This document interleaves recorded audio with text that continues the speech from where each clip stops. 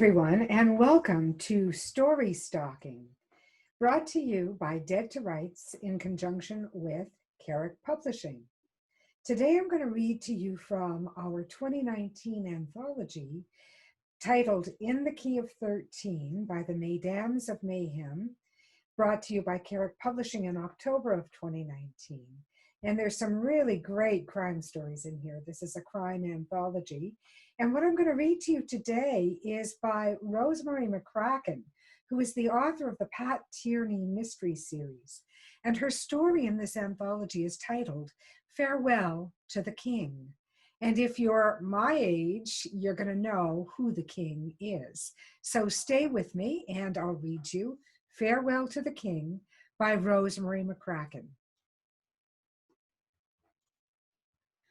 When the news broke that the king of rock and roll had died, we were beyond consolation. We knew the words to every song the king had recorded. We'd lost our dearest friend. The four of us gathered at Tony's apartment that morning. Elvis was singing Are You Lonesome Tonight on the record player when I arrived. There'll never be another like him, Miley wailed. Elvis was the king. He was ours. Her pretty face was wet with tears. We should hold a wake, Cecile said. Stay up all night to show how much we miss him. I lowered myself onto the sofa with Robbie strapped to my chest in his snuggly. Sleep tonight, my friends, I told them. Tomorrow we go to the king's funeral. They stopped what they were doing and stared at me. Tony, jiggling little Gabriella on her hip, was the first to speak. The funeral is in Memphis, Paula, and in case you don't know, Memphis is south of the border in the US of A. Tony's right, Miley said. There's no way we can get from Montreal to Memphis for the funeral tomorrow afternoon. I waved off their protests. Bon Voyage Travel is offering a charter flight to Elvis Presley's funeral. The first 150 people who put their money down will leave Dorval Airport at 7:30 tomorrow morning. They stared at me with wide eyes and open mouths. A bus will take us to the Elvis sites in Memphis, I told them, and we'll be back in Montreal tomorrow night. What do you say? What would that cost us? Maylee asked. $165 each. Mon Dieu, Cecile cried. And a babysitter on top of that, Miley said. Dream on. It's not impossible, I told them. $165 is $5 a week for the next 33 weeks. We'll give up smoking for Elvis. And we all know someone we can leave our kids with for a day. Might work for the three of you, Tony said. You're not breastfeeding. She looked down at Gabriella. Pierre would let you go to Memphis? Cecile asked me. Pierre can't stop me, I said. The cops nailed him in a raid last week. He's doing the jailhouse rock. The girls giggled uneasily. We have to do this, I told them. For us. We can tell our kids we were at Elvis Presley's funeral in 1977. We'd need the money today, Miley said. That won't be easy. But we managed to get it. Tony raided the joint bank account she had with Rocco, her husband. Cecile wheedled it out of her horny father-in-law. Miley dipped into the till at her brother's restaurant.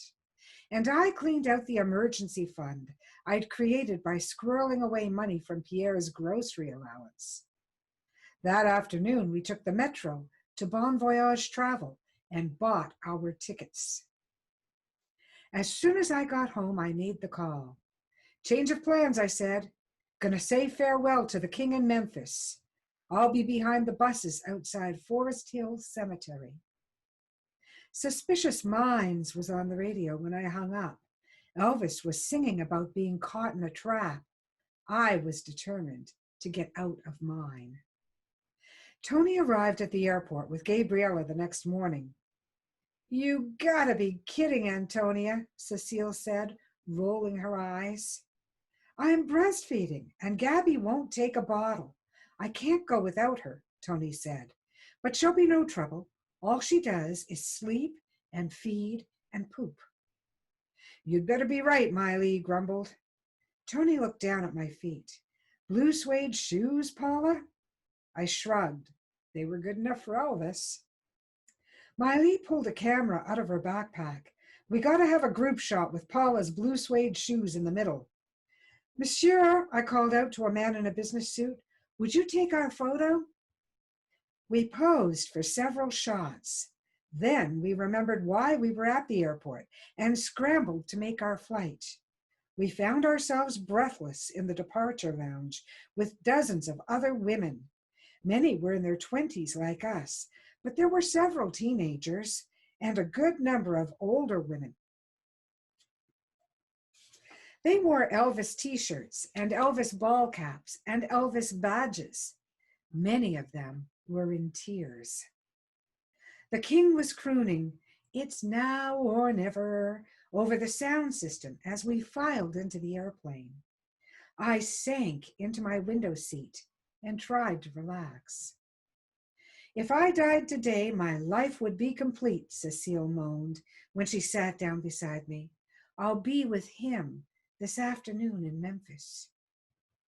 I've never felt so close to him, I heard Miley tell Tony in front of us. Gabby, we soon learned, did more than sleep and feed and poop.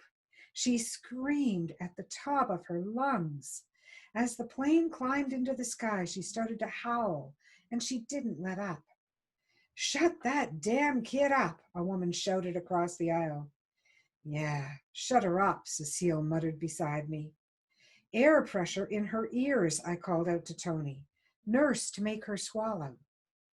Was I ever glad I'd left Robbie with my landlady? The airline provided coffee and pop, and we'd brought peanut butter and banana sandwiches, Elvis's favorite.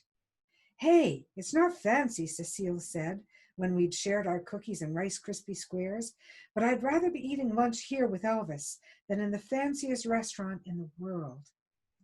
Miley heaved a sigh. I can't believe he'll never release another record. Don't be cruel, Tony said with a groan, and moved Gabby to her other boob. Cecile stopped munching her sandwich. It's over. The king is gone. After 4.5 hours in the air, we landed at Memphis International. The airport was a circus, packed with fans carrying Elvis posters, waving Elvis banners, and wearing Elvis caps and t-shirts and rhinestone jumpsuits. But going through customs was a breeze. How long will you be in the United States? The frazzled agent asked me. Just a few hours, I said, my heart hammering in my ears. We're going to Elvis Presley's funeral, then flying home. Tell me something new, he muttered and waved me through. No one asked to look in my handbag. Outside the terminal building, the heat and humidity nearly bowled us over. Miley snapped photos of us hamming it up with the Elvis Forever sign I'd made. I took the camera and got a few shots of her. Then we boarded our air-conditioned bus. Cool in here, and there's a toilet at the back, Cecile said, nabbing a window seat behind Tony and Miley. We could stay on this bus till it's time to fly home. I took the aisle seat beside her. Why didn't we ever see Elvis in concert, she asked, her brown eyes filled with tears. Because he only ever came to Canada back in 1957, and we were in kindergarten then. We should have gone to see him in the States. The one trip we ever took for him was to his funeral. I reached over and patted her hand. I'm Virgil, your driver this afternoon, the bus driver announced. Welcome to Memphis, the city that gave the world the Holiday Inns, and Elvis Aaron Presley, the king of rock and roll. Elvis's name was greeted by whoops and cheers and clapping. Miley turned in the seat in front of us and gave Cecile and me a thumbs up. All flags in Memphis are at half-mast, Virgil continued, as he maneuvered the bus through the airport parking lot. And traffic's the worst I've ever seen. Thousands of people from all over the world are here to say goodbye to the king, same as you. On top of that, 16,000 Shriners are in town for their convention. Good thing you folks fly out tonight. There's not a hotel room to be had in all of Memphis. We merged into the city traffic. We'll be spending the afternoon in the suburb of Whitehaven, Virgil said. Whitehaven is 12 miles south of downtown Memphis, and its best-known landmark is Graceland, the king's home. We responded with more whoops and cheers. Gabby let out a wail, and Tony did her best to pacify her. We crawled through the streets. About 20 minutes later, we managed to merge onto a major thoroughfare where traffic was almost at a standstill. Elvis Presley Boulevard, Virgil said. In 1971, the city of Memphis changed the name of this stretch of Highway 51 in honor of the king. Creeping north on Elvis Presley Boulevard, we passed a Denny's restaurant with a gigantic flower arrangement in the shape of a guitar, a muffler shop with a hound dog floral display, and a car dealership with Rest in Peace Elvis on its neon billboard. At a traffic light, a uniformed police officer crossed the boulevard in front of our bus, holding a young woman in his arms. She must have passed out from the heat, or maybe from the excitement. Then we were in front of Graceland's famous metal gates with their musical notes. Police officers were holding fans back. Down the drive, I glimpsed the white mansion, fronted by 4 pillars and 2 stone lions. Graceland, the king's home, Virgil said. C'est extraordinaire, Cecile's voice was filled with reverence. The bus went completely silent for several moments, until Gabby started to scream. Damn kids, someone shouted. Elvis's Love Me Tender wafted over the sound system, and Gabby quieted right down. When the king bought Graceland back in 1957, Virgil said when the song was over, this was way out in the country, but this area's grown up in the past 20 years. Can we get off and take photos at the gates, Miley called out. No, ma'am, Virgil said. Private funeral service starts in there in 10 minutes. You should have been here yesterday. Thousands went in to pay their respects. They were lined up for blocks down the street. I don't care, Tony shouted back to us.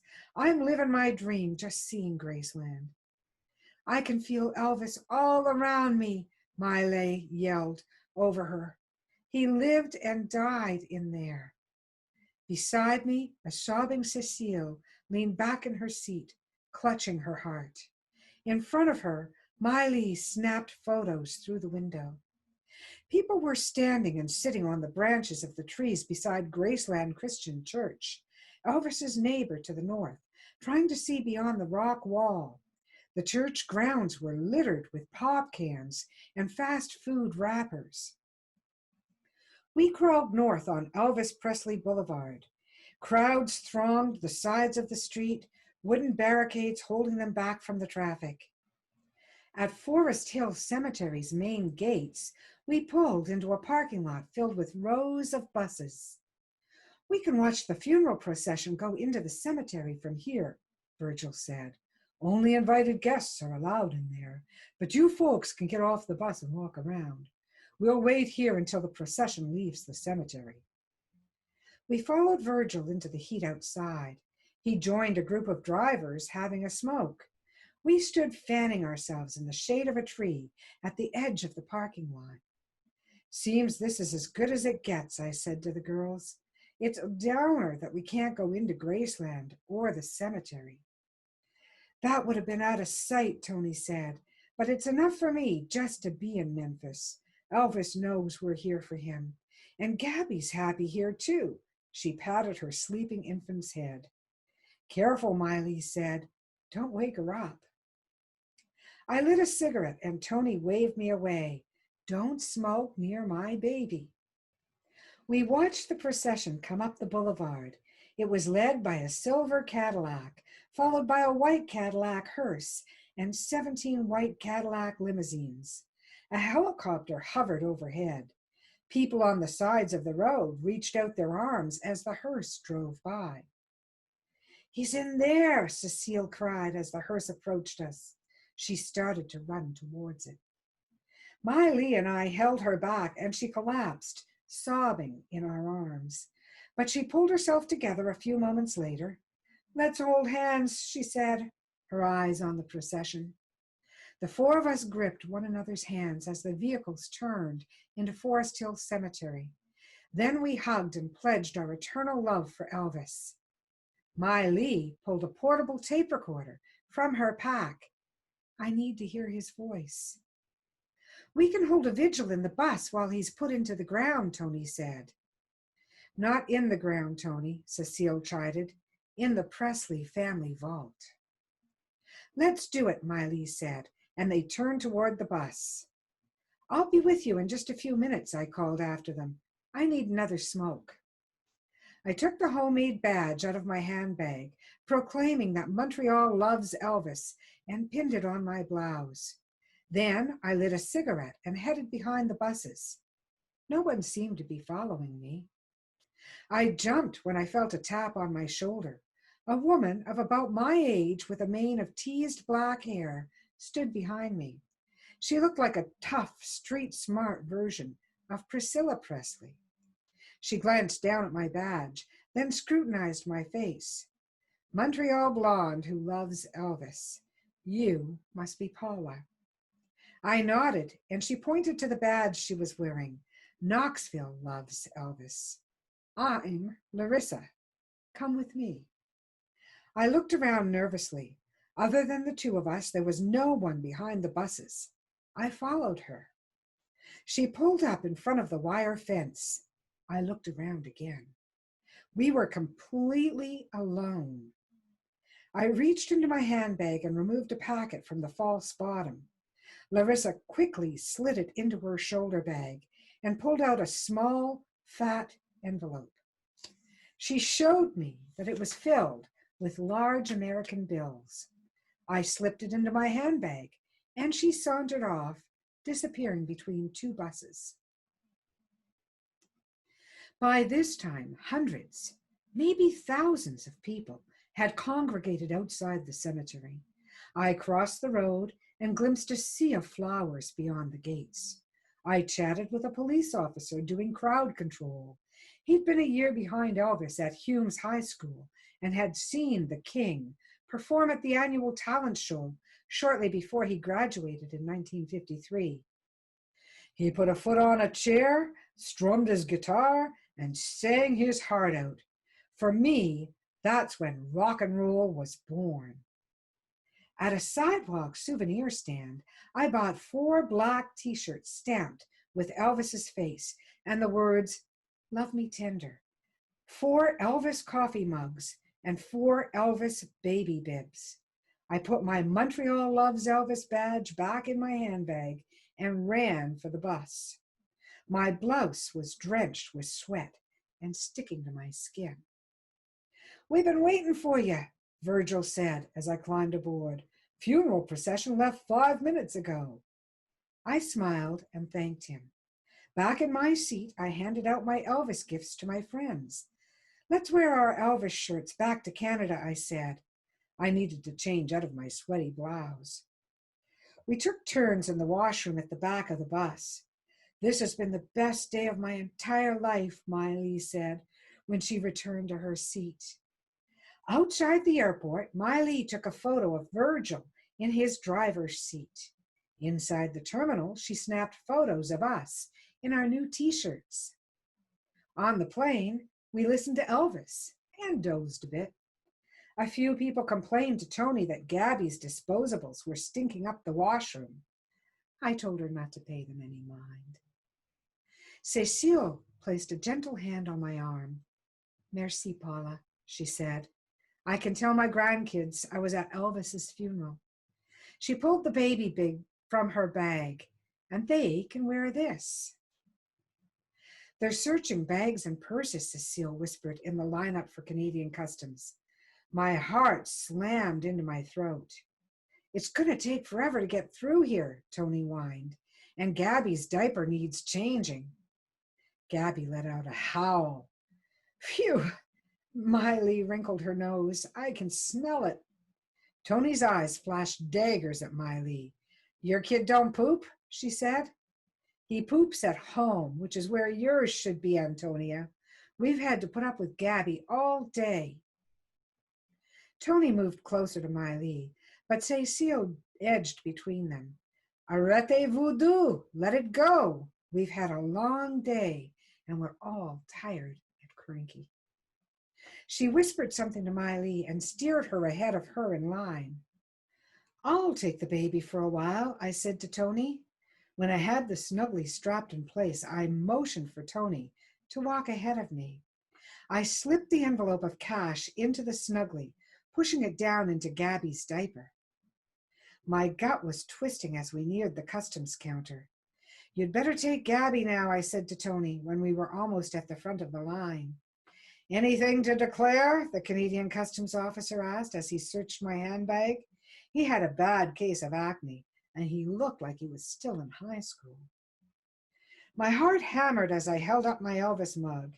Out of the corner of my eye, I saw another officer going through Tony's diaper bag at the counter beside us. Gabby was screaming in her snuggly. The officer waved Tony on. And this T-shirt, I added, thrusting out my chest for my officer. I was at Elvis Presley's funeral. Far out, he said, ogling my breasts. He didn't bother looking in the handbag that I held wide open for him. In the ladies' room, Tony slipped the snuggly straps off her shoulder. Hold Gabby while I take a leak. She thrust the baby into my arms and went into a cubicle. I reached into the snuggly and pulled out the envelope, wrapped it in a paper towel and stuffed it in my handbag. Thanks, Paula, Tony said when she took Gabby from me. What would we do without you? I hugged my handbag to my chest as we headed into the city on the airport bus. Thank you, Elvis, I whispered. You made it work. The money from Pierre's drug stash would mean a fresh start for me and Robbie, away from Pierre and his fists. I would miss Montreal and my friends, but that couldn't be helped. And I would always have Memphis. The end. And this has been Farewell to the King by Rosemary McCracken, who is just an absolutely wonderful crime writer. If you are not familiar with her Pat Tierney mystery series, please look it up. Blackwater, Safe Harbor, Raven Lake, and a new one coming out called Uncharted Water. And that'll be coming out later this year, 2020, so watch for it. And that again is Rosemary McCracken. Thank you so much for joining us on Story Stalking. We have so much fun producing these episodes. Normally, we do our episodes at Dead to Rights. So look for the Dead to Rights podcast and YouTube videos for all our great author interviews. Season 4 promises to just be bang up. We've got Maureen Jennings, Rick Muffina, Barbara Fradkin, Nate Hanley. So look for us at Dead to Rights. But also tune in next week to Story Stalking when I'll bring you another story. Stories are what I live for, so that's where my real fun lies. And thank you very much. And thanks to Ted Carrick, as always, for the great theme song, Eyes of Gold.